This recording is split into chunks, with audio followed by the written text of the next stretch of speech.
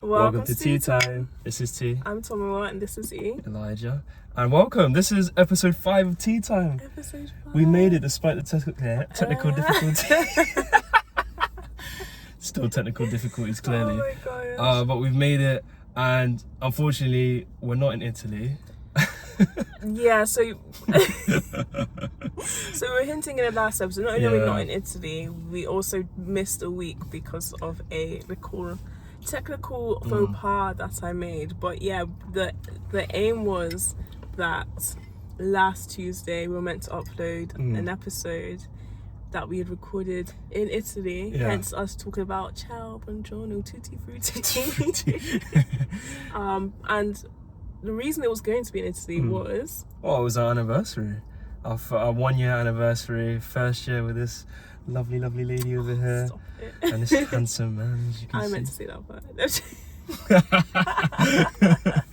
But yeah, Oh, our gosh. 1 year anniversary, which was, if I must say, beautiful. Yeah. Yeah, we had a great time. Yeah. We're going to use this episode as an opportunity just to, I guess, reflect on the year we've had together. Yeah, it's going to be like a marriage episode. So we did say the whole point of us starting this podcast was to talk about us as a Christian young couple. And although I've really enjoyed the episodes, I feel like we haven't really spoken about us. True. Like, we've just spoken about everything but we do want to get more into it. Obviously there's that balance of we don't want to overshare, but we do also want to kind of provide relatability, advice, insight to maybe people who want that insight, or need that advice, or are just curious, I suppose. Yeah, because we're in a process ourselves where we're just learning what it is to be married, being in this position of being married. And there's a lot of things that we're learning, and we're getting advice from other people around us. And it's only fair that we share what we know, those gems that we have, to others that may be married, young Christian couples like us, or maybe even thinking about getting married to their partner. But yeah, this episode hopefully will shed some light on us as a couple, as one now, and what we've experienced so far. Because as much as I love this one, there have been some high moments and there have been some rather low moments. We've had some low moments? Some low moments. I don't know what that is. See, we're in denial, but but yeah, but I think what's been said to us is that people are appreciating how what you see is what you get kind of thing. We're just being real with who we are, and that also means just being vulnerable with the things that we're not perfect at, and no one's perfect in that capacity. But yeah, so hopefully this will be an episode where people can be like, oh, like, wow, like they've really just told us as it is and who they are and what they've learned from just this first year of marriage. And I'm hoping as we go along there'll be more than which we can share about ourselves in a way that isn't, absolutely, but before we get into that, we're gonna start off with the Christian culture cards. And I can feel myself already sweating because we're in the car, and if anyone knows, the weather's been like 25 degrees. Yeah, which is not a bad thing. It's not a bad thing, but in a car, it seems like it's come out of the blue. Like, I feel like I've not mentally prepared myself because Britain's decided to be doing rain, stay. I don't know. But yeah, so we're in the car, warm at the moment. We're in front of Lidl. This is just our choice today. But while we're in front of Lidl, I need to share something with you guys. I brought it as my... Oh yeah, so first of all, if you haven't already... Good point. Grab your tea. Yes, we are drinking apple juice. It was too hot. It's too hot. What? But I need a bit of a sugar rush. We're on our way to the gym at the moment. Yeah. So off to the gym after this. And I'm trying to be a sophisticated woman. I'm in that transitionary period of attempting to be sophisticated. So you are sophisticated. Fellas. That's what I needed to hear. So I'm trying to delve into dark chocolate. I have a major sweet tooth, so this is a real challenge for me. When we were in Mallorca, we went into this cacao place, which has the most amazing kind of like basically pure cacao.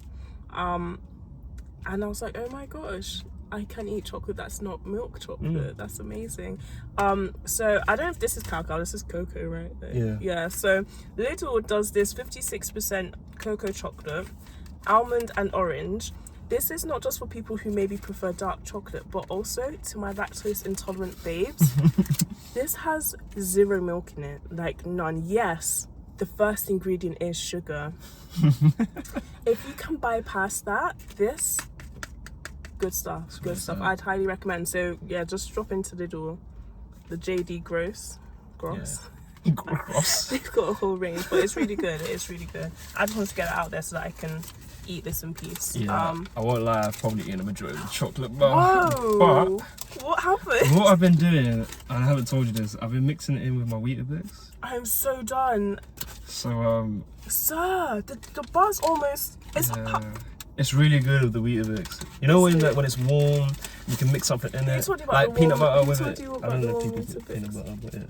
I already knew about it. It's just like you were the one that told, like, you know, you encouraged me to start it over again. I've got this thing about cereal, and sometimes I go through my phases of it needs to be cold, and some days it needs to be warm. Like, for example, today I had cold Weetabix, but the last few days I've been having warm Weetabix. Yeah, and I've been mixing it in the chocolate. I'm a warm weirdo. I can't do cold cereal. I just cannot. Yeah, sometimes it just tastes like baby food though. But hey, that's another thing. But while Tomo devours the chocolate, I'm gonna get the cards ready. So for anyone who hasn't been watching or listening, we've been going through the Christian culture cards. I keep saying we're gonna reverse it so you can see, but you can actually just do it on just flip the screen. Yeah. Which I didn't know. But yeah, the Christian culture cards. So the last 2 times we did it, it was from the hot topics and then the stories, if I'm right. So today it will either be from the icebreaker or the interpretations, and I'm thinking because of how hot it is, we're gonna do the icebreakers. Oh, I like what you did there. Yeah. I'm gonna pick any card. Don't show it to the whatever. show it to the audience. Make sure I don't see. Do you know what I realised we do a lot? Is we talk about visually what we're doing on the podcast. Yeah. But if you're listening, we do need to be more inclusive with the fact you can't see. But at the same time, that gives you an incentive to go watch the YouTube video. You know what I mean? Like, we want people to listen to Spotify as well. I know. But at the same time, it's like, why can't you do both? No, but I agree. I'm not trying to oust anyone. Oh yeah. But I didn't notice. I was listening back to one of our episodes. I was like, oh my gosh. It was last week's episode when I was talking about clap and now do the movement. Oh yeah, if you listen on Spotify, you're probably like, what's happening? Going on? They've just frozen. They're not even talking anymore. But yeah, that's true. Something to keep in mind. But yeah, so today's question is, I don't know if that will come up. Let's see if I can read it backwards. What is your personality? Long or short prayers, long or loud or so stop it so loud. Quiet. There we go. It's so difficult to read backwards. What is your prayer personality? Long or short prayers, loud or quiet? Ooh, I can't say definitively if it is. No, actually, no. I know my preference. My preference is to be quiet. I think I think not to say it's performative because it's not performative, but I think for me, I prefer to have my own quiet prayers because it allows me to have my own, I guess, peaceful time with God, and pray where I feel when I'm the most vulnerable. I don't think I can do that. I can when I'm loud, especially like when you're with other people. Sometimes it does really fill you up and I guess is, I don't know what I'm trying to say, but I feel as I think my preference is quiet. I think I'm just naturally just more of a reserved sort of person that likes to have my own time to process what I'm thinking and then give it to God. But I do see and I have seen the benefit of praying out loud, especially like, you know, when you got a good worship song or something and then you like praise to the Lord and everyone's kind of bouncing off each other and that energy where everyone's praying to God can be really powerful. But yeah, my preference is quiet where I can, which is normally at night time or when I'm alone, just praying. But yeah. Okay. Interesting. What about you? So my prayer personality is definitely short prayers. I don't know if that's a good thing. My prayer personality at the moment is short prayers because I'm going to be honest, not spending as much time with God as I should be. So my prayers are very much to the point. And I pray before going to sleep. I pray in the morning, pray before going to sleep. But I think it's more that I'm a bit out of sync with myself at the moment. So I'm always in a rush. So when I wake up in the morning, I give myself a few minutes before I need to start work at the moment. So that's like, oh my gosh, I don't have time to have like a proper conversation. And then when I go to bed really late because I've like tried to cram a whole bunch of stuff, which is usually not that much. It's just watching TV to the latest that I should have been going to bed. And then by the time I go to bed, I'm really tired. So it's another quick prayer. So my personality at the moment is short, but I feel like it definitely should be longer. So I have to crack open the door. So you can handle it. yeah. As you said.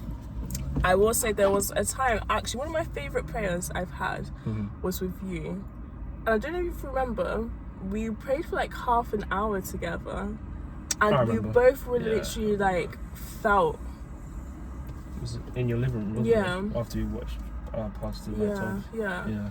So I'm not saying there's anything wrong with either or. Like, I don't feel like prayers need to be a certain length. It's dependent on what God needs from you. But I feel like I've definitely seen the benefit of longer prayers. But I also do believe that, like, if you have all the faith in God, you don't necessarily have to go on as well. Like, God knows your heart. But it is dependent on your relationship with God and what you know. Like, the Holy Spirit may prompt you to pray for a long time. The Holy Spirit may prompt you to, like, all you need is a word, and that's it. So yeah, that's where I'm at the moment. I'm in short prayer phase, but I know it's not because I should be in a short prayer phase. And then I'm definitely, without a doubt, a quiet prayer. Without a doubt. I don't think anyone's... Like, I've prayed publicly, and I do enjoy praying, like, with groups of people. But I think in those times, it's prayer as encouragement. So I think praying loud has its benefits in terms of you're praying to God with people to encourage and to really, like, kind of get closer to God as a group. However, I'm also very conscious of the verse in the Bible where Jesus was talking about rabbis, like, it's all, like you said, performative. So it's fine. If that's what you wanted to say, it's fine. But it's just, I'm conscious of, I don't want to be praying loud when I know my heart may not be right with God at the moment. That's true. Or like I'm doing the most publicly, but I'm going home and I'm like barely saying the Lord's Prayer. Like, do you know what I mean? So yeah. So I definitely lean towards quiet prayer. In terms of length, it's just dependent where I am. Like sometimes I get all I need from a short prayer. Sometimes I get what I need from a long prayer. I guess it doesn't even really depend on the length. It's just about the quality of the prayer. Exactly. You know, what you've come to God to ask for. And I actually forgot to answer the first part of the question, which, I'd say mine are normally short. But I feel as though often my prayers are longer when I pray with you. Yes. Like when we pray before we go to bed. When we pray together, normally our prayers are quite long. No, guys, they're so long. One of us will start snoozing. The amount of times, depending on who starts to pray, the other person, like Elijah will say amen. Crickets. Like, oh my gosh. So yeah, we do say long prayer. That's so true. I think when we're together, but I think it's because we prompt each other to be like, oh my gosh, there's this, there's that, the other, all these things to be grateful we of. We fill the gaps in our prayers, which I think is really good as well, because normally there are lines our prayers in terms of what we may need, what the other person may need, what the people around us may need. But yeah, I think more often they're short when I'm by myself. But I have been trying to get into the habit of basically writing my prayers out, because as much as it's good to say them, it's also good to write them down and come back to them. Because I use the Bible app on my phone, and you know, if anyone that uses the Bible app, if you go through the verse of the day, it goes to the point where there's a prayer at the end, and I often just save the prayer and I never go back to it. But I'm trying to get into the habit of actively writing those prayers down, actively writing the verse of the day down, really reflecting on it and actually formulating my own prayers from it, because I think there's a real power in understanding the word and formulating prayers that are relevant to you. So that's something that I'm trying to do, to not just make them longer, because that's not my aim, as I said, is to really increase the quality of my prayers and my worship time and my time that I spend with God, so that I'm diligently doing things to honor him in everything that I do. And I think as though my prayers, they're not just verbal, they're also just like throughout my day I may start thinking things and pray in my head, or might write things down. So I feel like there's so many different ways in which it's like little snippets where I pray throughout the day, and I'm really trying to be conscious of, okay, let me not just think of, let me pray at the beginning, then at the end of the day, let me consciously think of God throughout everything I do, and making sure that all, I guess, my ears, my eyes, everything is just kind of tailored and aligned to his will. I've just had a thought. I think one episode we should do the power of prayer, but also kind of like, because there are going to be people watching this who don't pray or who don't understand prayer, and I think it's like, it will be good to, from our perspective, explain like what prayer is, why we pray, what we've seen from prayer, because it's kind of like, you know, if you don't pray and your life's good, it's like, okay, so why do I need to pray if everything is going okay? But I think it'll be good, like, because I was just thinking this, my brain's going off in terms of all the ways, like, things that have happened when I have prayed, when I haven't prayed, that type of thing, why I pray. And I think it'll just be good in terms of, and also I think it'll be interesting for those who maybe are Christian but don't pray, but feel maybe a burden that they don't pray. I think it'll be good to delve in terms of not feeling that shame. So I feel like not feeling guilty for not praying as well. But I think that we should focus one episode on that, to be fair. It's true.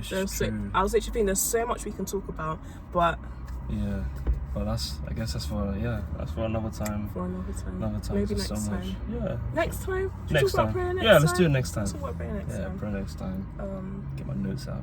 And if you're a non-Christian listening to this or watching this, and you have any questions or challenges about prayer, just like throw it our way so that we can address it, and try and answer it best we can, which may be like a non-answer. That's what we said a few times across the episodes, but we can only try. That's all we can do is try and give you an answer that we think would be relevant. But yeah, that was the question from the Christian culture cards today. You're so much better at holding them than me.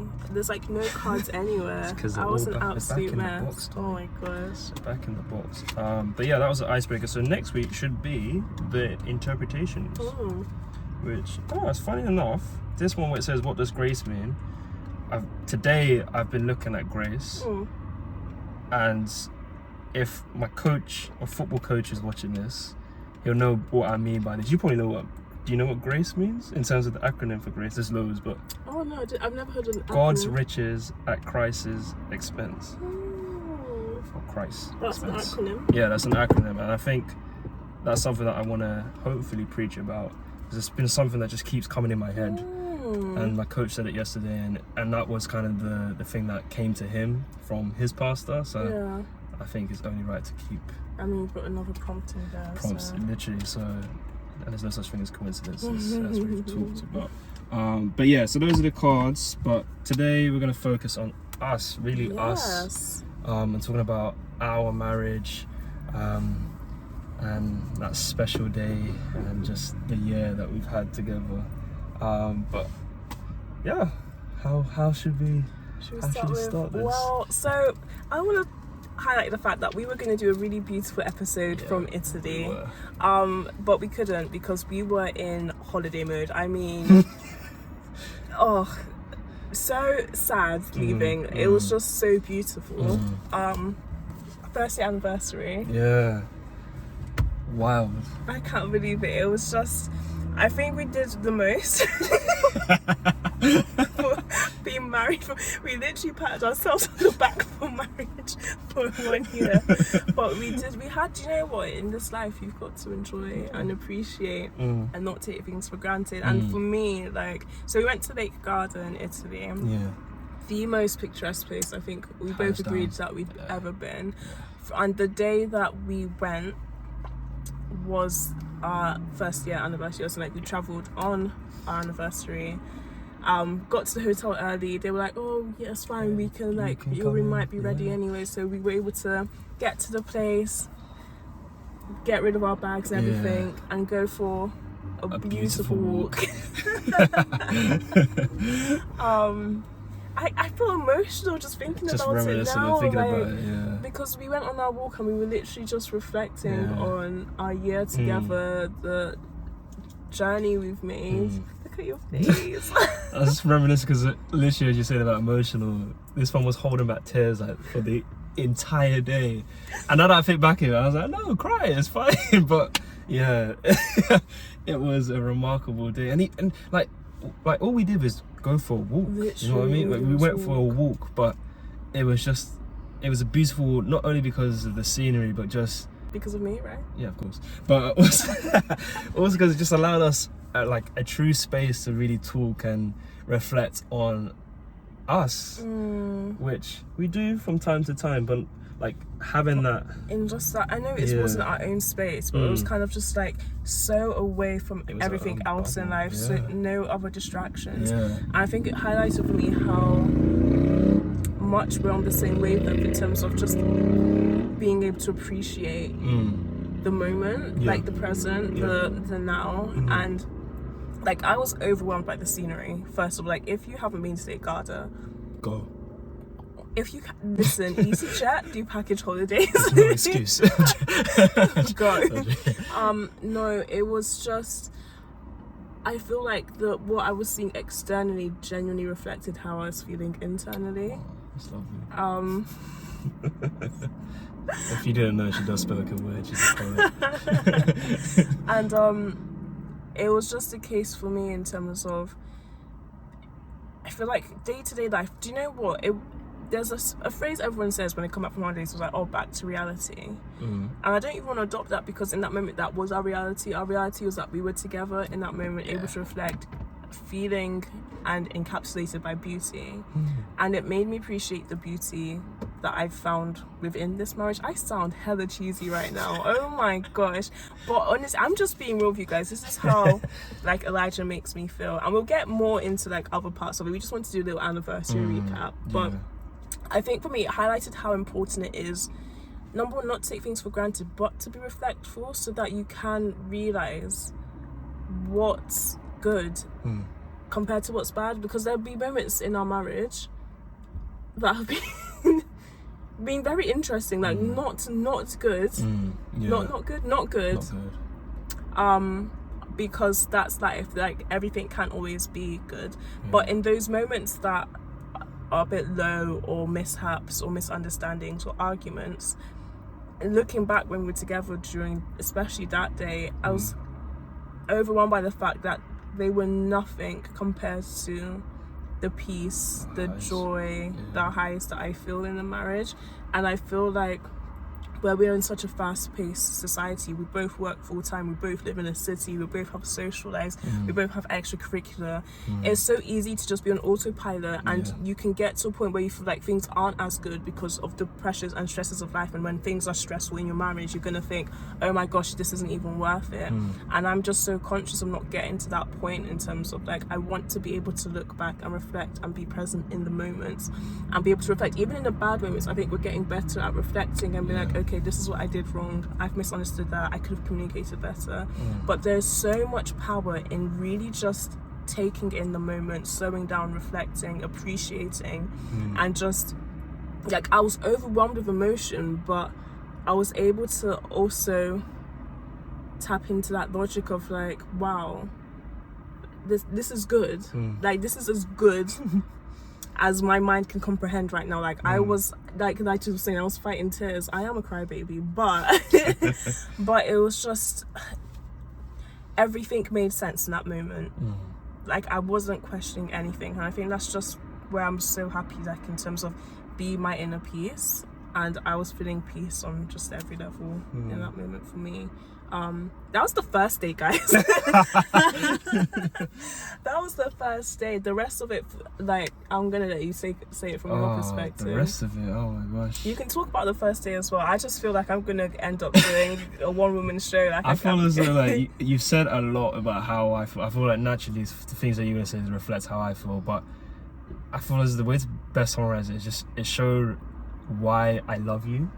Like, the fact that we're able to be so in sync, and even in the times where we're not in sync, we find our way back to being in sync. Like, I've really come to learn that, and I think this is something that I've learned for myself, is that you're remarkable. You're remarkable in ways that sometimes I don't even see, and I have to take a step back and think, wow, like, that's my wife. Like, that's the person that I've chosen to spend the rest of my life, like, literally my days with. And I'm so grateful for it, because even in those moments where I'm like, oh my god, you're getting on my nerves right now, that love never disappears. I'll still make you food. I'll still be the one to tell you this I don't know. I'll be the one to tell you, oh, you've dropped something or something like that. And it really goes to show, like, and the only way I can picture it in my head is like, we're just two people on, I don't want to call it like a battlefield, but like, we're two people who are figuring out life together, not only as individuals but together.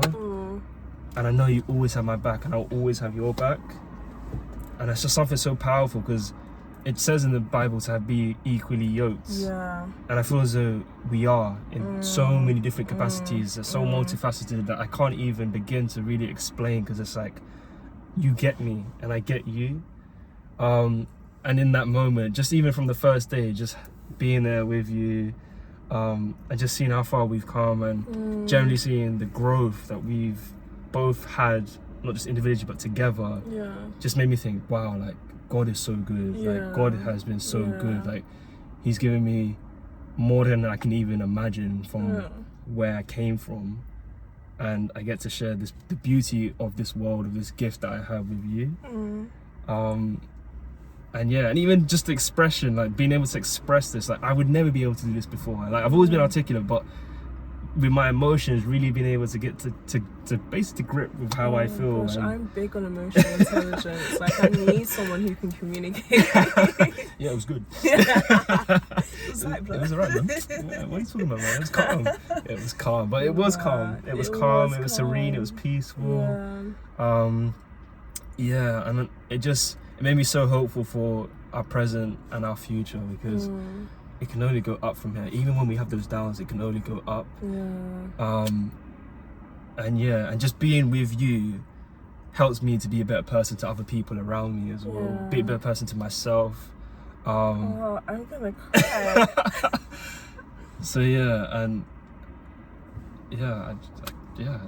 Gosh, I'm making a declaration of my life. I love you, innit? Like, stop. You can be like, so the point I've got this far in the podcast, but or the video. But that was just the first day. That was the first, like, honestly, not even joking. We were just, I was awestruck by where we were. And then awestruck by where we've come from. And awestruck of, oh my gosh, this is just the beginning. Like, this is just the beginning. This is just year one. This is year one. And actually, people say year one's like one of the most challenging ones, because it's like you're figuring out your dynamic. Everything's like, okay, it's not just me. Especially if you're thinking from a Christian point of view, it's not just me, it's us now. And that can be really hard. And I think we've had to really navigate how we, as individuals, because we're both quite, like, headstrong. That's what I was trying to say. I don't headstrong. So being able to navigate a strong Nigerian black woman, and, well, that's implied, Elijah. Strong Nigerian what woman. Do you mean? True. Strong Nigerian woman, and then obviously a strong, Caribbean man. It's like, it's difficult, but we've made it work in our own way, and granted, there's so much that we're still learning about each other and the way in which we operate in certain things. I will say, that was day one. What we'll just summarize for the rest of it. It was just a really good getaway for the rest of it. It was just There was the second day. I might leave that to the end. Ah! That might highlight. That is soft. That I can't. I think I was telling one of my colleagues about it the other Who day. did you tell? Or have I seen someone recently? Who would I have told? It probably would have been your It friend. might have been one of my friends. I was telling someone about it, and they were like, "Tomo, you're so bad." I was like, "Yeah, I know. You're so bad." Who was it? The only person I could think of is. Or did I see something? No, it was on Sunday. Maybe I was telling someone on Sunday. Okay. I can't remember, but yeah. So the rest of the trip was just a beautiful getaway. It was just nice to slow down and just be like obsessed with each other. Yeah. For a good few days and just Yeah. Before the second day happened, But we might get into that. We might not. We shall see. We shall see. So, question I wanted to ask you was, what has been a highlight for you this year? If it wasn't clear already from the monologue I just gave a second ago, I would say Late Garda. Yeah, Late Garda, the anniversary. A few days that we had together, because it really just encapsulated everything that we've been able to, well, I guess, do together whilst being married. And it had just the best pace, like that's what it was. It wasn't too fast, it wasn't too slow, it was literally pace. everything was perfectly paced. Literally, we could wake up at a timely manner, go to breakfast, eat, and then sunbathe, read, walk, eat, and eating good quality food. And it's like whenever we went to get something to eat, it was just the right time for us. Like there was no rushing, we'd only made reservations for like 2 nights, and even both those nights that there were reservations, we didn't rush or anything. It was just like, it was just surreal. Like time really stood still. In those few days that we had together. Everything, I can't fault it one bit.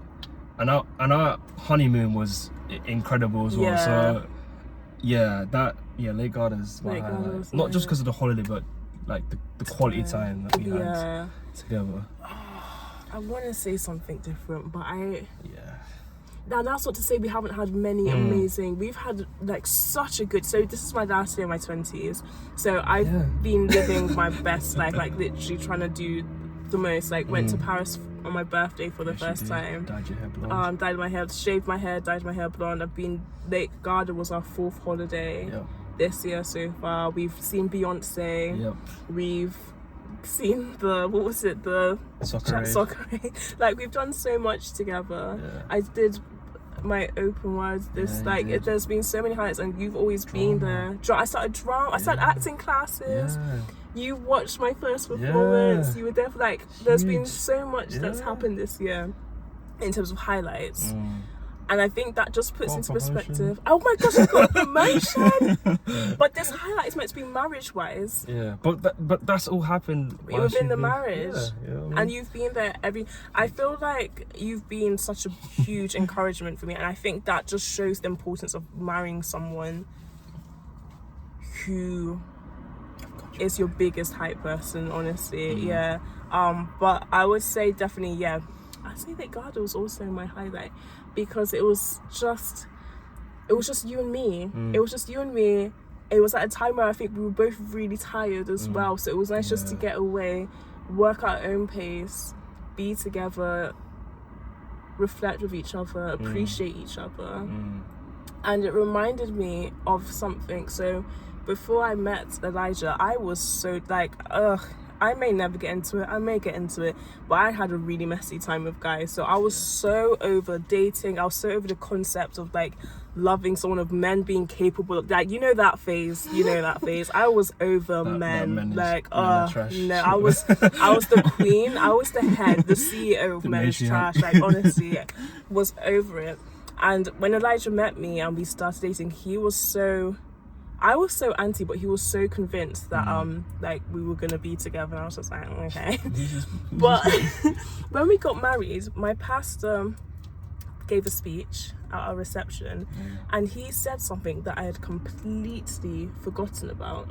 And he said, Tomo came to me, and this is this is another thing where I know sometimes like the Holy Spirit really moves in you, because I can't for the life of me understand what possessed me to tell my pastor this. I don't know why I was sharing this detail. Like, not your mom. Like, literally, I told him that I'm not going to get married until I find a man who has... I'm not going to get married until I've lost myself in God. And there was a key point in our relationship which could have gone in the way of us splitting up or staying together. Like, there was literally no other option in terms of, it was not, let's work on it. It was like, this is a decision. Either you're with me or you're not. And it was a night I literally got lost in. And bear in mind, I remember saying it to him, but I didn't remember at the time. And I said, yeah, I'm not going to get married. I'm not going to marry my husband until I've lost myself in God.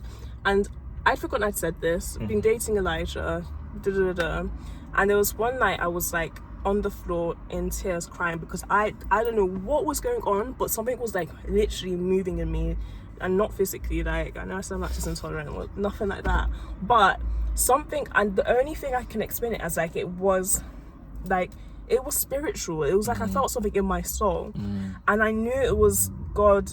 And I've mentioned it before in the podcast about how God talks to me. In this moment, it was clear what he was saying to me, but it wasn't oral. It was all felt. Like, what the equivalent of maybe what sign language is, was what I was experiencing in my spirit, in my heart. And you remember this, I told Elijah, like, this is a journey I need to go on now. Either you're with me or you're not. And I said it so emotionless because I didn't want to influence him. I wanted to be totally his, because I wanted to be like, please guys, I need you. I want to lose you.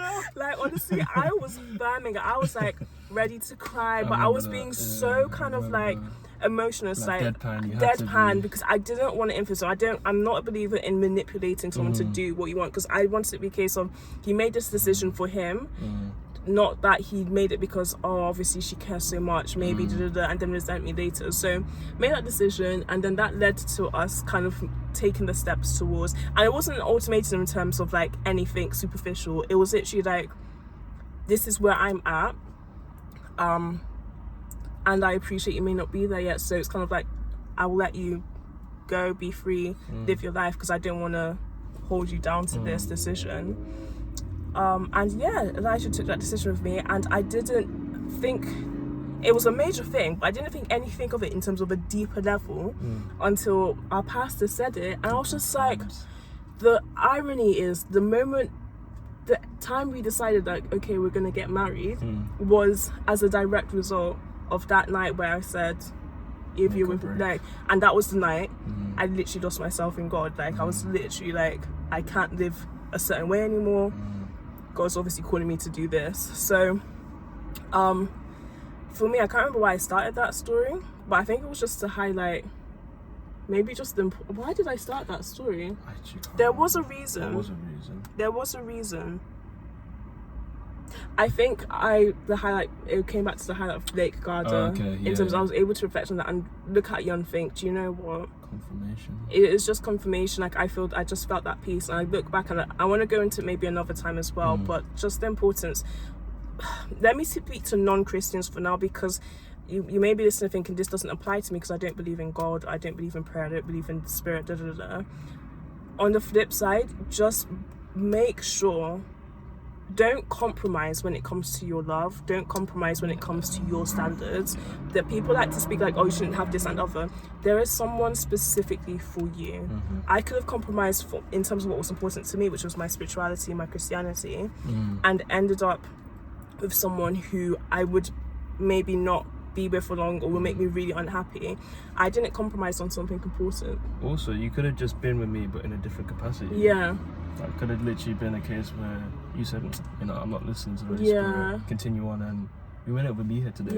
Talking about our growth journey may be completely different. So if you're not Christian, I would say please, number one, reflect on who you are, what you want, and what you need, and don't compromise on that. Like, and if there's if it's for you, like, you need to grow and you need to change, focus on that. Maybe it's not the time for you to be in a relationship either. Like, maybe it's the time for you to be like, okay, what do I need to do to feel secure and feel strong enough to be with the right person as well? But don't take it as you need to be perfect to be the right person. No, not at all. Because the marriage should be you guys growing together as well. Like, you don't need to be the finished product when you meet the person. But just ensure your foundations are as they need to be. Good foundations. And it's by no coincidence Tommy just spoke about that, because the last 2 episodes were about seasons, right? Yeah. So we need to remember that there are seasons, not just the seasons, but just obviously the seasons that we have for ourselves, and making sure that we're individually growing, and that journey never stops. That growth never stops. But yeah, I think you've got to be unwavering in your morals, in your values. Where are your foundations? Where do they lie? What are you letting in? What's taken over? What are you idolizing? These are all things that you need to kind of really have those deep, meaningful conversations with yourself. Otherwise, you'll never have them. And as much as people can bring it out of you, you have to look at yourself as you are, as your raw being, and understand, okay, these are the things that I need to do to change or improve, or take to someone that I can confide in. Even if you don't believe in God, take to people that you know you can talk to. Because I know for you, when you had, I guess, if anything, it was like a revelation. It was during COVID, right? You spent most of the time in your own thoughts. And I remember you telling me, and I remember me being like, I can't do anything about this. This is a journey that you're on. And as much as you could have influenced me and be like, oh, like, I love you, Elijah. I want to make sure that we're in a good spot. Come with me. The heart doesn't lie. Like the spirit does not lie. What you the heart does, guys. The heart. That's why I'm revoking what I said there. Because when I said it, I was like, that's not true. But the heart lies, but the spirit doesn't. You know. So you just gotta tap into that and understand. And I know this doesn't make sense to those that obviously not Christian. We'll get into it. I would say, like, again, if you listen to this, like, we really want people to engage. Like, if there's things that you want us to expand on, things you want us to explain, things you want come to us, a bit more detail on, ask the questions and we can explore it. But yeah, so for non-Christians, I don't want to isolate. We don't want to isolate you, because we know, like, not everyone listening is Christian. Just be so unwavering in terms of, as long as you know and you've sought wisdom and you've done reflecting and you are proud that you can look at yourself and be like, I am a good person, and you know, I may have these flaws, but they're flaws that are just part of being human, essentially. Don't compromise on that, and don't isolate people who may be able to see perspectives that you may not see. Like, as long as it's coming from love, just make sure you're in a place where the person you're with or you want to be with is the right person for you. For those who are Christian, absolutely pray. I cannot stress that enough. Pray, seek counsel, read your Bible, watch sermons and everything on it, and then, like, the more you delve, like, make sure you're right with God first, because God will then take you to who's right for you. So both our highlight was Lake Garda. I think same thing. It just helped me reflect so much in terms of why you're the right person for me, and it was just a moment to just, like, lose myself in you and be happy. So naturally, what was a low light for you? Right, so low light. I have one specific low light, but I think it kind of puts together a bigger picture of dispute. And I think so the one specific time that I could think of was when we were around my mum's house, and we got into, well, it was more so from my end. I guess I shouted at you, and sometimes, as much as people think, oh my God, Elijah, I did raise my voice. And he raised his voice at me, guys. His temper went up. Gosh, his face kicked in. I'm joking. I shouted at you, lost my temper, and I do want to throw a disclaimer. Like, him shouting at me is still, like, probably the calmest shouting you can think of. Like, it wasn't necessarily aggressive. It was just like, you know, when you just like, it was just. I raised my voice. I'm not proud of it. I shouldn't have done it. I know, reflecting on it, I shouldn't have done it. And, you know, Tommy cried. And, you know when you see someone that you love cry, it just, that hurt me because I was like, I'm the one that's inflicting that. But in that moment, I was like, I'm in the right. Like, you know, that pride that kicks in, and that ego, edging God out, that ego comes in. It's just like, yeah. And that for me, and then when you explain to me, like, you don't need to shout at me, like, you visibly felt uncomfortable, and I was just like, oh my gosh, like, I've inflicted that. And we've had not moments like that, but we've had moments where we've been in disputes when really they didn't even need to be disputes. Yeah. I'd say for me, it's that ego again that kicks in and thinks like, okay, you're trying to get one up on me, or you're trying to argue with me for what reason, and when you know I'm in the right. Those times, those heated moments have been lowlights for me. But that's not to say that I don't expect them, because we're gonna have disputes, we're gonna have arguments. But I guess on the flip side of that, even though we've had those arguments, bar the one where I shout at you, more often than not, we're able to just, as we are right now, converse and just talk about our points of view. And it's not even a matter of, okay, this is my point of view, I'm right? It's more like, okay, these are our points of view. I see you, I understand where you're coming from. And I think there's a real power in that, because it's so easy just to get swept up in the moment and think, okay, we're arguing. And really, we can have disagreements, that's fine. But those disagreements don't need to escalate into arguments. And there's a real skill in that. I guess that's just a testament to the way in which you communicate, and understanding that we don't have to get to that point. And I remember specifically, you remember that time when we was in the car? I don't remember what we was... my bruise. Sorry. She has a bruise on her knee. I know, I did not cause that bruise. Guys, there's so much more to this. But yeah, I'm gonna sleep now. That time I was in the car, and we had like a dispute, which we basically just settled it in the car. I can't remember what it was. In the car? It had lasted from the night before. I think we were just basically like out of sync. And I basically just addressed it, and I was like, look, we got to talk about this, whatever it is. Because you know when like we can sense each other's energies. From when we were at the gym? Was it from the gym? Yeah, oh yeah. Yeah, it was from the gym. Yeah, it was from the gym. Basically, I don't know what I'm basically like a militant in the gym, and it's not quite nice, because I'm like, do this, like, do that, come on, keep doing this. But and that is not my style. Yeah, it's always not that. She's a soft babe. I am absolutely. Yeah, and we just kind of just talked it through, and by the end of it, we were fine. When in the past, that could have led to us just like being so like off with each other, and then it comes out in something else. So yeah, my lowlights have been our disputes, especially the one where I shout at you, and I'm sorry for doing that. I shouldn't have done that. But yeah, that's mine. I will say, just to like defend Elijah, everyone's going like, oh my gosh, he shouted, like we've had shouting like arguments before, not like full on, but we've like shouted at each other before. In that moment, I'm low-key trying to like put up the fact that I'm not actually a crybaby, but in that moment I was especially sensitive, and I wasn't on the same energy. So sometimes when we have shouted or raised our voice, which is not often, probably even more so when we were dating rather than like when we were married. But in that moment I was feeling sensitive, and I was not in the same headspace as him at all, so I didn't have the same energy as him, and I was just like, why are you shouting at me? I'm a delicate flower. Literally. So that was just a classic example of sometimes you can be wanting the same result but not communicating in the same way, so it seems like you're not, and it's not until sometimes you kind of take a step, take a breather, and then come back, then you guys can get to where you need to be. I would say mine was, so I think I shouted, no guys, I shouted recently actually. It was last week. You don't shout either. I don't shout. And when you did it, I was okay like no one told me, I was literally like, you know when you get a bad smell, I was like, what are you doing?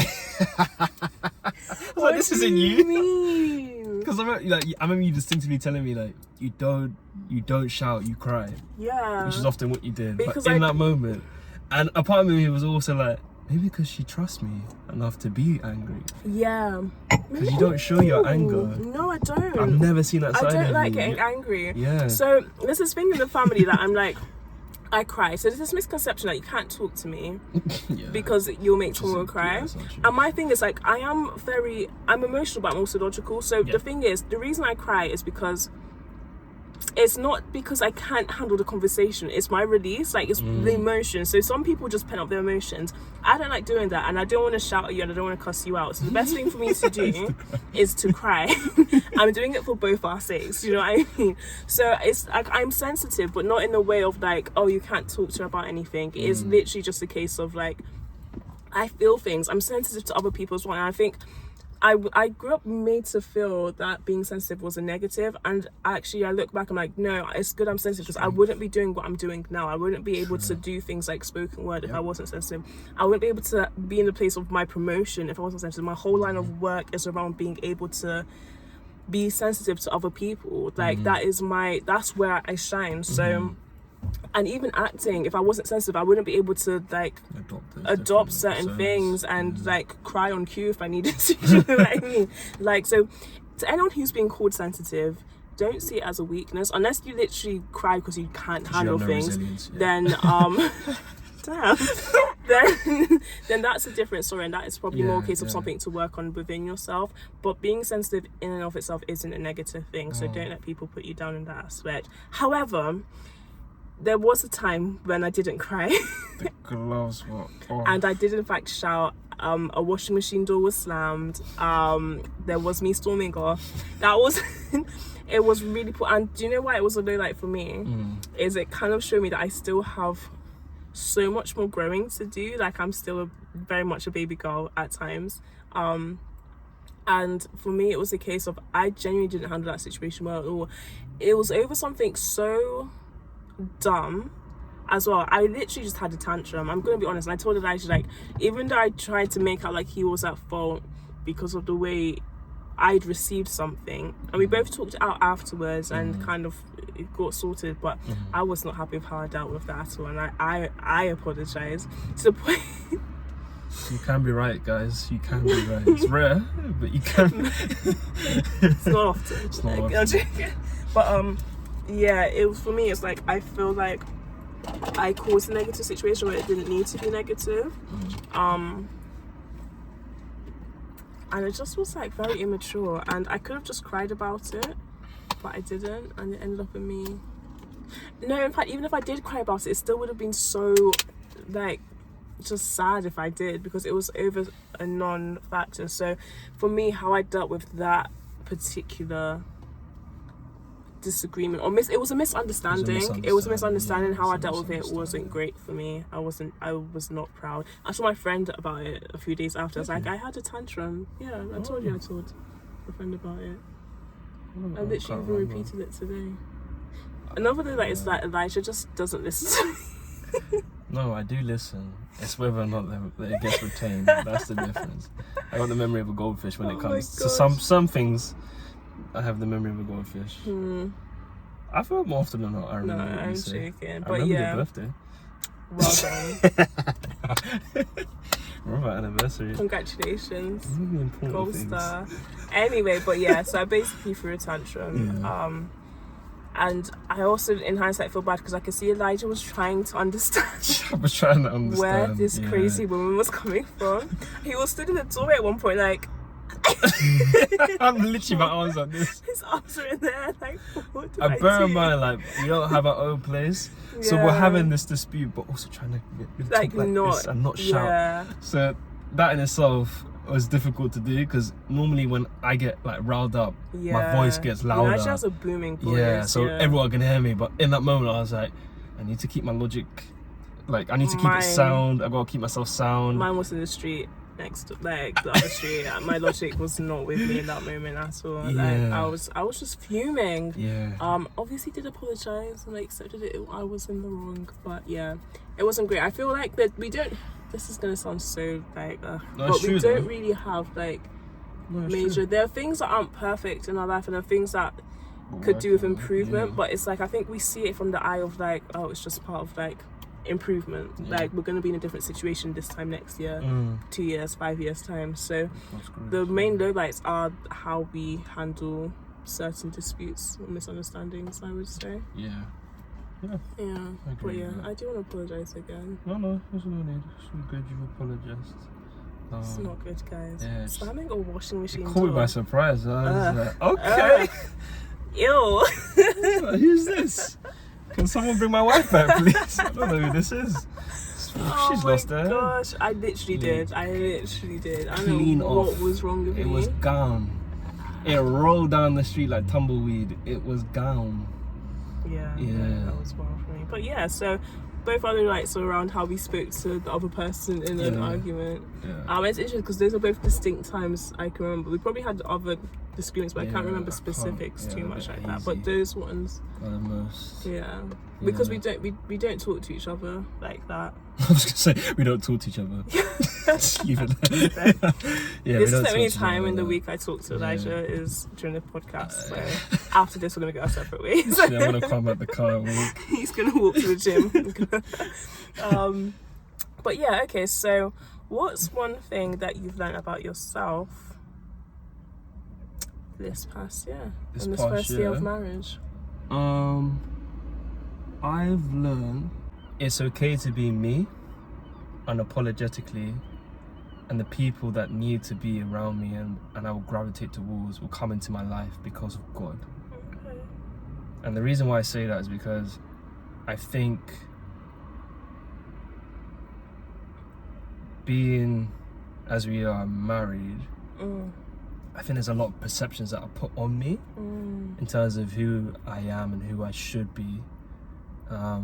And a lot of the times, and I don't mind people coming up to me like, oh, what's it like being a married man? Like, what's changed? Like, and I tell them, like, if I'm honest, not much has changed, but obviously making the massive commitment to the Lord, you know, like that's huge. But us, And to my wife, but like we haven't changed per se. Like we're still we're growing. Yeah. And I've got to remember that who I was when I was 19, yeah, it's different, but essentially the core of who I am has stayed the same. Hence the reason why you love me for who I am, because you see past, obviously, my growth physically, you see me for who I am. And I've got to remember myself, like, though I'm on a journey of growing, which I will be, and improving, who I am to my core is a good thing. God has made me that way intentionally. And so I'm not gonna shy away from being who I am and my opinions and the way in which I present myself, because like I said, the people that will gravitate towards me and need to be in my life will be. I think that's something I've really struggled with in the past, like I guess trying to fit in to certain things when really I wasn't designed that way. I can't help it, and I think you've really helped me to understand that I'm great as I am. And that's like, and I know a lot of men say it's a cliche, like, oh, you make me a better man. Like, you make me a better man not just because of like what you see, but basically who, like, literally to the depth of who I am. So yeah, I think that's something that I've learned this year personally, and I would say for us in our relationship, I would say I've learned that we can disagree. Yeah. And I know it sounds stupid in saying that, but we can disagree, and it'll be okay to disagree because we have the ability, the emotional intelligence, the resilience and the patience to talk through it and get through it, ask God for counsel and move on, which I think, again, reflecting, maybe I was scared to do so, because I would say more often than not I've been that person that just be like, oh yeah, let's just do what you do, or be that crowd pleaser, because it's just like it's the easier thing to do. And obviously that harbors resentment, that harbors like why can't I do what I want to do? And obviously in a relationship you need to compromise, but not completely sacrifice what you want to do or sacrifice who you are. So I think it ties into that as well, just understanding that it's okay to disagree, and then we'll be able to get through it together because we're strong enough. We understand each other and we have each other's best intentions at heart. So yeah, I say on a personal level, I'm okay, I'm good, I should be who I am, it's okay to be who I am and be unapologetic, and then for us, understanding that it's okay to disagree and we'll get through it because we're strong enough to do so, and we're not going to break up. No, that's not even an option. I know, yeah, that's not even an option. Yeah, that's interesting. Also, yeah, you're absolutely great the way you are. It's interesting the angle that you approach that, because my angle in terms of what I've learned about myself is going to be more of a negative. Oh. In terms of like, I've realised that I'm not perfect. And that came as a real shock to me. I got humbled. No, for real. I found in this last year I'm that intrigued to know, yeah, because like I love you, and why do you say it like that? No, I love you. Oh my gosh. No, I love you, and I don't see your I don't see your faults, if that makes sense. No, when I say it, you'll be like, oh, actually, yeah. That's why, like, I'm intrigued, yeah. So I'll just say one. There's not so, because there's not many. There's not many, obviously. What? Because you just said I'll just say one. Because there's only one. Okay, that's fine. It's just my. So no. So my thing is, I was gonna say something, but I thought I'll leave it. One thing I've learned about myself is that I really don't like being told what to do. I agree with that. You see what if you're watching on YouTube, you see the way he just nodded his head. So I didn't realize that I was so bad at being like told things or kind of. You got ask yourself, where do you think you get that from? No, what we're not gonna do is good on that route. But I'm just putting it out there. Okay. Got it. So I really struggle with being, even if it is to help me, and I know and this is the thing. So I think because of my day-to-day life, I'm not in a position where anyone can really, like, in a non-professional sense or non-familial sense, tell me like, oh, Tom, you've done this wrong, we need to do this. Like, I'm not a child anymore. Do you know what I mean? So it came as a real shock to me that I've married this man who has the audacity to tell me I've done something wrong and then tell me how to do it right. Oh my goodness. No, the way my heart would burn. Even today. No, the guy tried to tell me, I was working, he's talking about, oh, your pile of washing is piling That's up. why I had to walk out. I wanted to throw my laptop at his head. Honestly, I had to walk out. I composed myself, obviously, guys, because growth. I wasn't petty, but I was just like, I'm working. Yeah, you went like this. And I was like, oh my word. So that's something I'm working on. But what it made me realize is that I do have good times. I do have a problem with maybe ego and pride. It hurts my pride. It hurts my ego. I think from an ego standpoint, it tells me that I feel like, to a sense, that maybe someone doesn't have the right to tell me something, and that's mad, especially because the person I'm talking to is my husband. And there's a thing about marriage is that the person you're married to is going to be the person who holds up the mirror the most to you, and you need to allow that to happen, as long as they're a loving person. There's going to be so much that we can talk about in terms of who you're with, marriage, like that type of thing, but Elijah holds a mirror up to me, and sometimes he's not saying you're the fairest of them all. Well, in my case, I'm definitely not the fairest, but you're not, like, do you know what I mean? It just shows me that, oh, I've got this to work on, that to work on. But the thing is, it's from a place of love, so I'm definitely working on.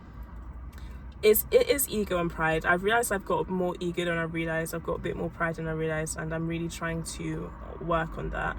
And it's another topic I want to talk on another time, but also in not liking being told what to do. So if you don't know, Christians and also people who are probably from non-Western cultures, there's this thing about submitting to your husband. So obviously with not liking being told what to do, it also means that, like, submission, and we'll get more into it because people are like, submission? What is this? So I'm going to throw out there, submission comes with the caveat, is the word I always use. I don't even know if I'm using that right. No, that's the rule, yeah. But for a Christian, that comes with, it's not just, number one, it's not submissive to men. So women are not supposed to be submissive to men. I don't think anywhere in the Bible it says women should submit to men. It says submit to your husband. Which is why it's so important you pick the right one, because you want a husband who will honor the other part of that verse, which says, husbands, love your wife as Christ loved the church, which means he's going to do everything to make sure whatever you're submitting to works for you. Works in your favor. It works in your favor. And that's the only reason, if a woman shouldn't be submitting to her husband if he's not honoring if he doesn't love you like Christ, because it's like the terms and conditions. You can't just do one part and like ignore the other part. So for me, I used to think like, oh no, we're a modern couple, this and the other. But as the years gone on, I've seen, like, I understand more in terms of actually, I am a soft babe and I'm a woman, and like life can be really hard for women. Like, as a man, you should absolutely take that weight off me and you should lead. I'm gonna be here for the ride. No, that's true. And so I am on a journey in terms of like, okay, let me be a good wife, let me be a good person, because it's gonna just help me improve, and all, like, everyone will benefit if I do work on that aspect of myself. It's not just gonna be my husband, it's gonna help me in terms of just being a better human, being able to pour more love, more support, more encouragement to other people, because I'm getting that growth from my marriage. So yeah, I found out I really don't like being told what to do, but even the voice is cracked in there. Yeah, the stress. Can't say it. Oh, I can't do it. No, I will be able to do it. But yeah, that's for me. And some people may disagree, like, oh, you shouldn't have to. But for me, I've had my eyes open to me personally in terms of it's not that bad, as long as the person who's trying to help you or tell you've done something wrong isn't saying it from a place of ego or pride themselves. If Elijah was telling me something to do because he just wanted to one-up me or shame me, then obviously I would have every right to be like, whoa, let's get into it. But yeah, so, but in terms of what I've learned about us, I've learned that we are the best, and I wouldn't want to be married to anyone else. No, I feel like every day is just reassurance that we made the right decision, and everything we went through before getting married, meeting each other, led to this point. You know, probably could have been less messy, but hey, we made the it. mess is needed. Is it needed? Yeah, I don't think it's necessarily needed. Okay, I think it's one of those things. The saying is, those who do not hear will feel. So I think we felt it. We didn't listen to wisdom, and we went through mess. Yeah, the mess allows you to appreciate when it's clean. That's circa 2023.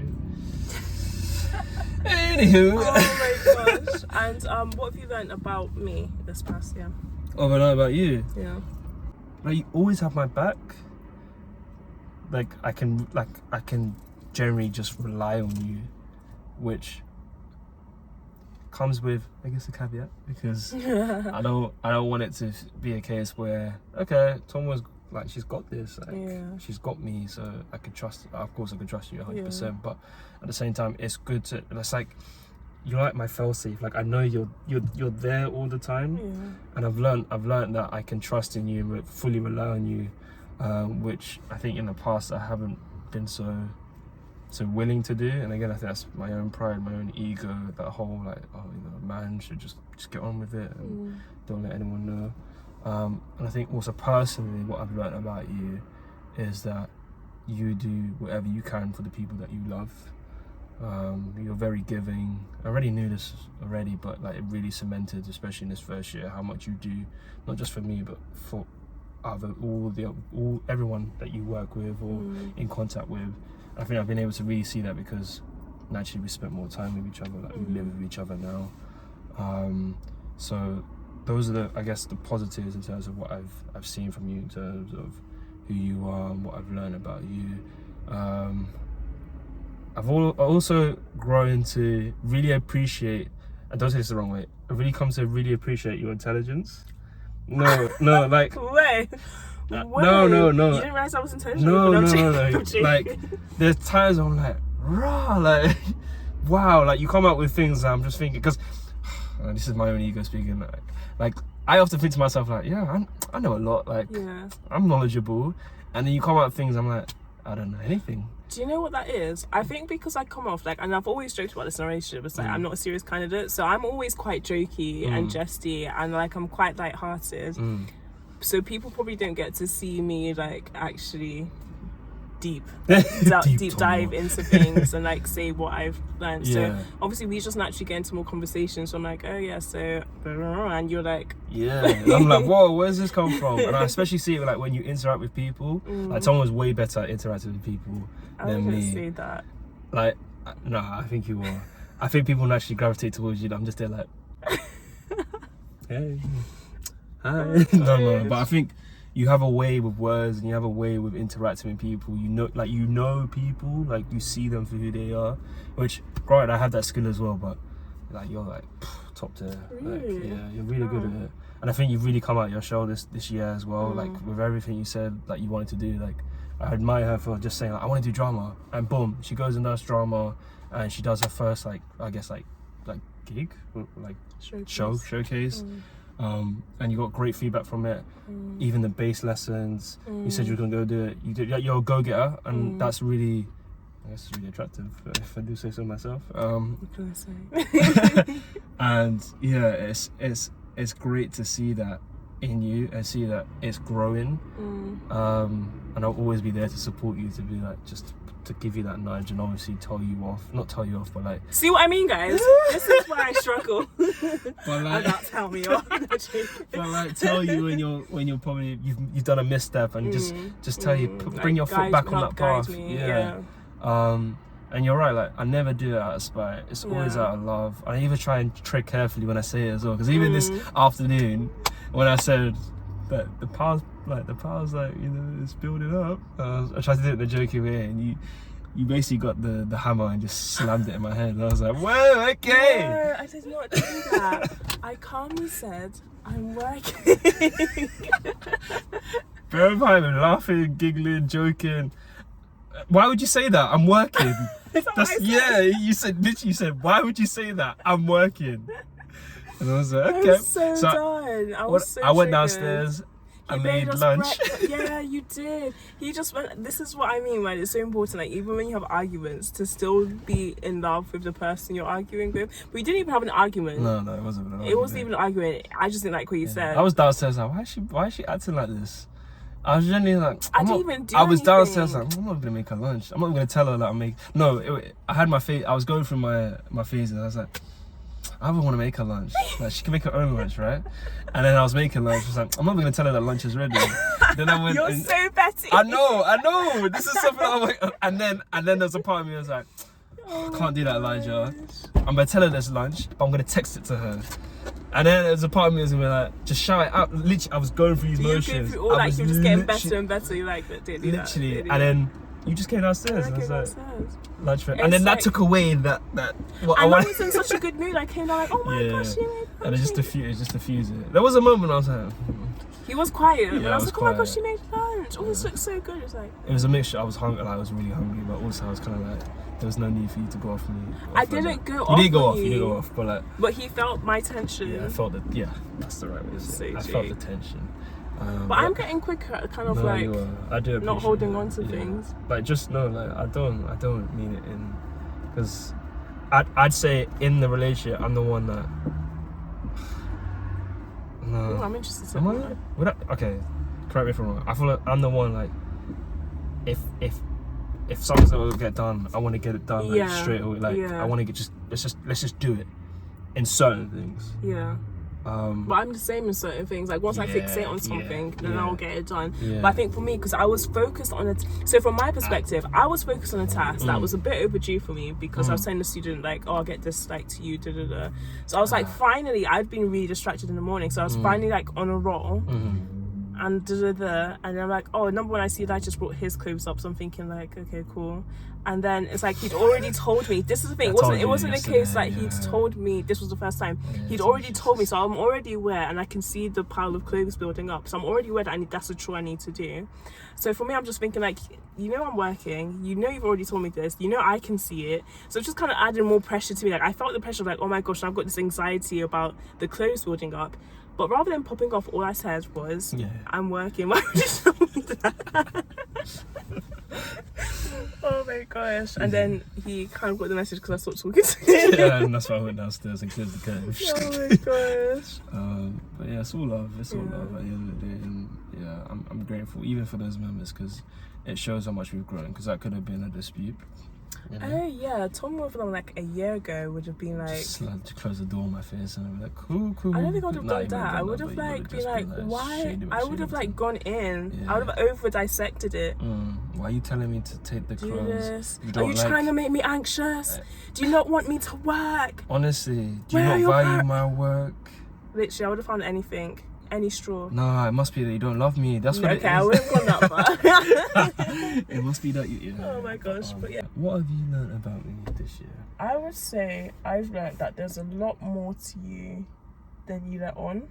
Right, so she thought I was like No. a 2D shape. Let me finish. Yeah, no. Like, obviously, I could see you. There's a reason I married you. Yeah. What that reason is, I don't know, but The vows meant nothing. This is probably why Elijah thought, it's like, she's a lot more intelligent than I realised, because I literally, like, I'm so sorry at any opportunity. No, I married you because, like, you're amazing, and I couldn't let you, like, and let another woman snatch you up. Oh my gosh, like, you've got so many gifts, you've got so much, you're such high quality goods. Couldn't let you go.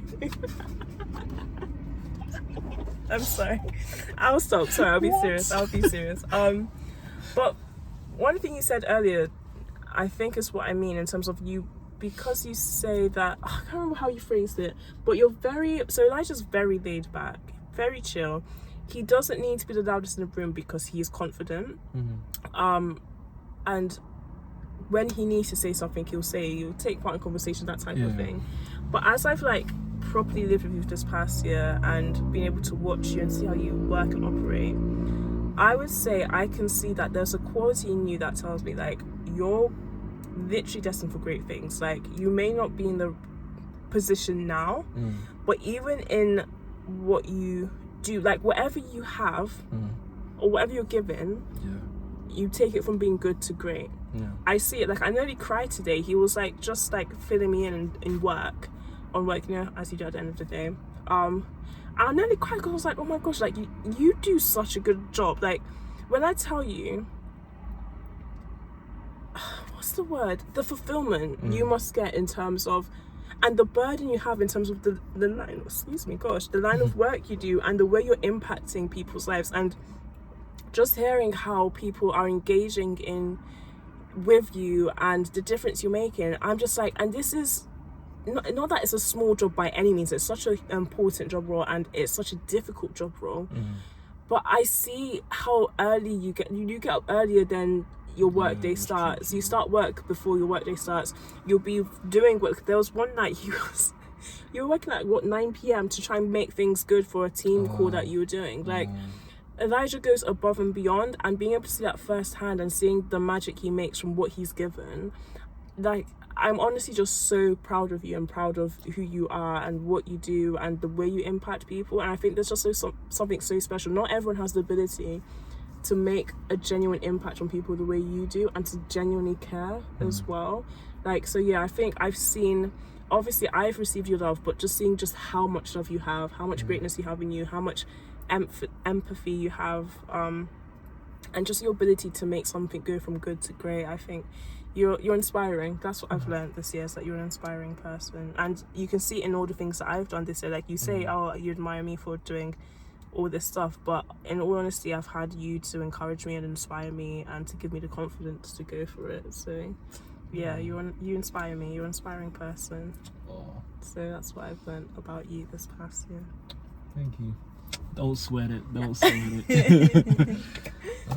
I appreciate it. Like, I did try my best. Like, it may seem like a little thing, but that little thing could be someone's big thing. You know, like, yeah, I don't know. I'm really just trying to be conscious of doing my best where I can, and you never know what might come out of it. And I'm not even thinking for my benefit, but just for the benefit of someone else, because you really don't know what people are going through. And if you can just be that little, as we talked about, that little light in the darkness that permeates so bright. So we should always try to do so. That's something that I'm trying to do, even in the things that people don't even see, but you see. So yeah, I see you, boo. And if my manager's watching this, I don't work late. He does. No, I don't. But also, he says a lot of good things about his work. So I know he does it because he loves it. I barely. Like, I was on his jobs website looking for jobs, because honestly, the way this guy laughs during his work day, I'm like, You gotta find your own things that keep you driven, I suppose. But yeah, I thank you for that. That's really nice. I do appreciate that. Spitting facts. Facts. Yeah.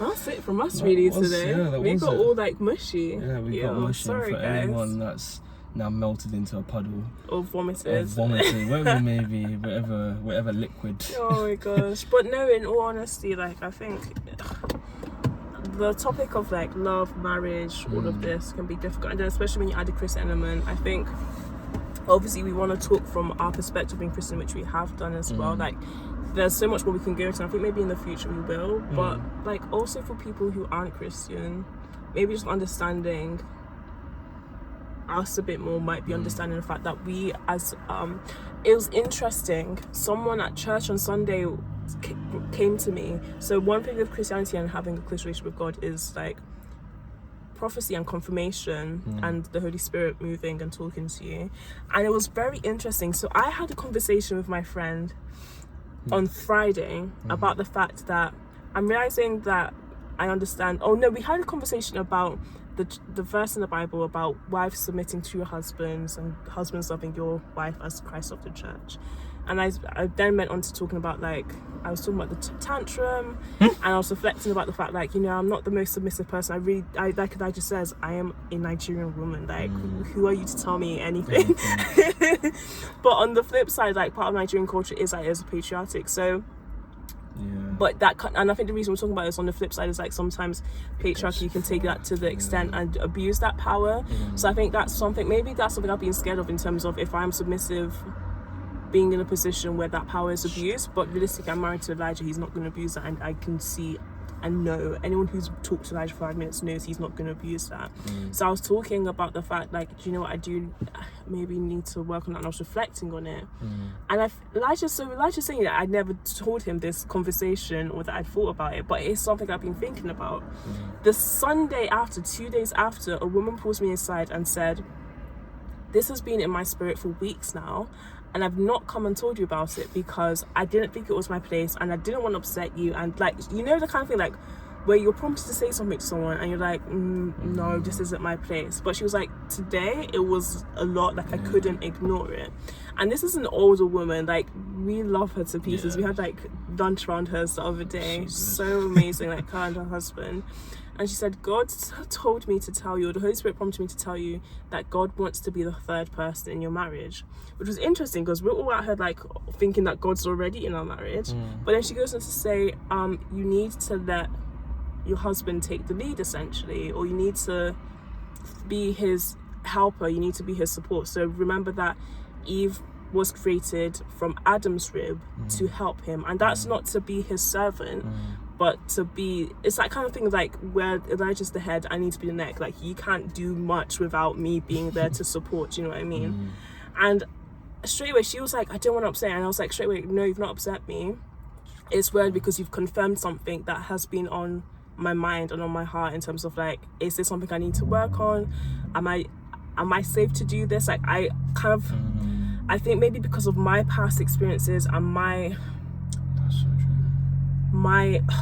I guess upbringing in the world, I didn't want to be, it almost felt like a vulnerability giving that submission to another person. But it's that kind of thing of like, we've been married for a year, but we've been together for almost 5. Like at this point there's no reason for me to not know that this is the right person to be submissive to. And we will do another one on what it means to be submissive, because I know it used to be a very triggering word for me, like submissive. Do you know what it is to submit? Like just, but this is why the love aspect is so important, because when you're submitting to love, that's a safe space. So that's just to highlight in terms of, for the Christian aspect, in terms of, we'll talk about that more, and the power in being close to God and being where you need to be, and even equally yoked. There's so much to it. To those who aren't Christian, the only comparison I can put in is I can't stress enough the importance of marrying the right person or being with the right person and being honest with yourself. There are going to be people, and I was one of those people, I know Elijah, you've been in the same position as well, where you being with someone or trying to make something work with someone who is not the right person, and they may not be the worst person, they may you're a bad person, they're not your person, and you're not gonna succeed with them. And don't force it, and it's okay. Like it's better to be alone than to be with the wrong person. More damage can be done with the wrong person than you will ever experience with being alone. In fact, you'll probably grow more being alone than you would be with the wrong person. So but just on that, the idea of submission, and obviously it can be a really triggering word, like when we think of it in line of like feminism, and obviously in this day and age where women are really, I guess, finding their voices and really just independent, and we've got so many like trailblazers that are like forerunners in well, role models for women. It's difficult to see that submission doesn't take away independence, nor does submission take away individuality. There's a strength in submission, and even for me, I've learned that submission, I submit to God. Right? You submit to God's will, and you do so because you realize that God's will never fail you. God will never fail you. And it's so intriguing because we submit to so many different things that we don't even realize. Like for example, like you submit, okay, when we go on a plane, you submit to the trust that the pilot will get you to where you need to go. I love that analogy. But you don't know if that pilot, you don't know that pilot. You don't know where he went to school. You don't know how long he's been flying planes for. You know? It could be what's the movie with Denzel Washington where, oh my gosh, it's a flight. Yeah, flight. It could be flight. This man could be drunk. But you will never know that. But yet you submit to the will of the pilot. When you're in trouble and your house is on fire. I don't want to say that's ever gonna happen, but God forbid. Your house is on fire. Who do you call? You call the fire brigade. You submit to the will of strangers who you have an integrity and trust that they will do their job. So submission isn't a bad thing. I think this is another topic, honestly. Submission I love that analogy. It's so true. You'd put more faith in a stranger to get you from a machine on the ground beyond the clouds and then back again than you would your own your savior. And it's so true. I was going to say husband, but your husband. Savior, your husband. But it's a whole topic because like I can't help but think about like what our pastor keeps saying, like people submit to like people recognize God but they don't recognize the Lord, like as in like you recognize Jesus as your savior but not as your Lord, and lordship is totally different because when you recognize lordship you recognize submission. You submit under the law of the Lord. And just us. Like, there is so much to it, and we'll get into it because I think there are going to be some people. If you're like me, this is me saying it. If you're like me, you're probably being triggered by that word as well. But I think it's important just to go into in terms of giving that, not just one side of it, but delving deeply. Because usually when submission is spoken about, it's just like, this is what the wife has to do or what the woman has to do. I grew up with this, and I think that's the problem I had with submission, is thinking, oh, why should women submit to men? Because that's what it felt the emphasis was. You don't need to submit to any man, unless he said, I do. Unless you put a ring on first of all. So it's not that women are below men in any sense.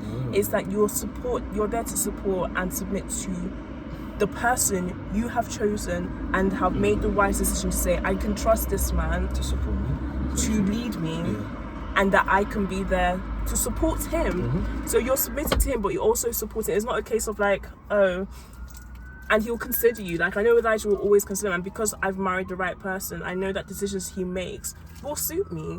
He thinks about me. Honestly, guys, unless he's having an off day, he's going to be putting me first because he loves me as Christ loved the church. Christ gave up his life.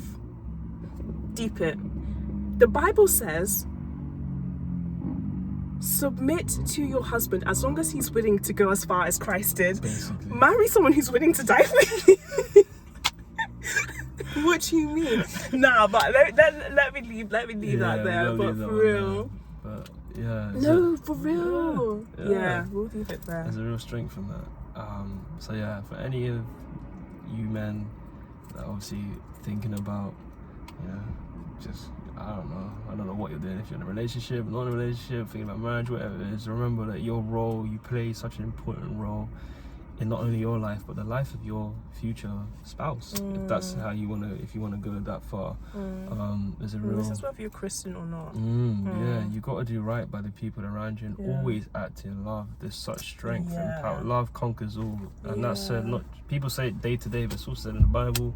Love conquers all, and hopefully this episode has been a real showcase of that, because it's been, though we weren't able to record in Lake Garden for anniversary, we've definitely carried over the thoughts, the sentiments that we really just wanted to share with everyone, because our love story is something that isn't just our own, and we've been told that as we are, people see us and they have different opinions and obviously reflect on it differently, but we can only act as we do, which is act in love, and hopefully that will be well received. As I keep saying, I just want to make sure this is well received, whoever it needs to be received to, and hopefully, I'm hoping we can get more interactions from people. I've already had a friend who said that she'd be up for being one of our guests. We want to get into what was the topic we wanted to discuss? We want to discuss the negatives of church, but what it means to be, what you can get out of church, and then also the expectancy, I think, within relationships. I can't remember specifically what we said. I wasn't even. Yeah, but I'm sure we can kind of like gather thoughts. And so we've already have one friend. Yeah, and I'm sure, as I've mentioned his name multiple times, I think he's even What's told this me. podcast?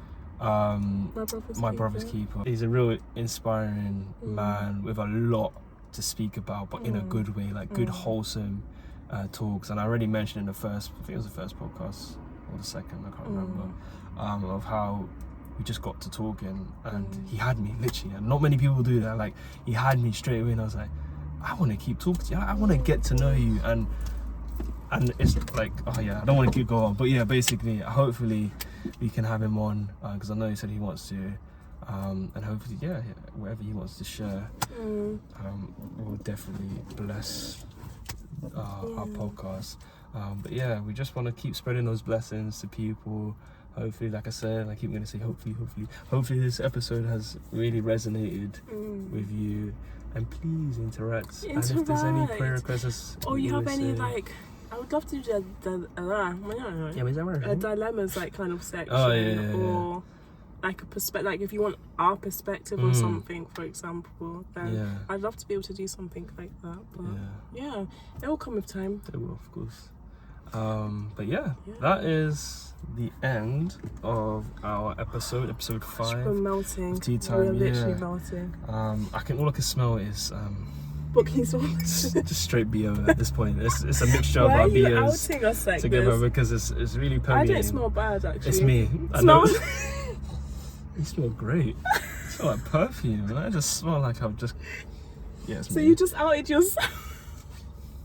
The honesty, keeping it real. I stink. Keeping it real.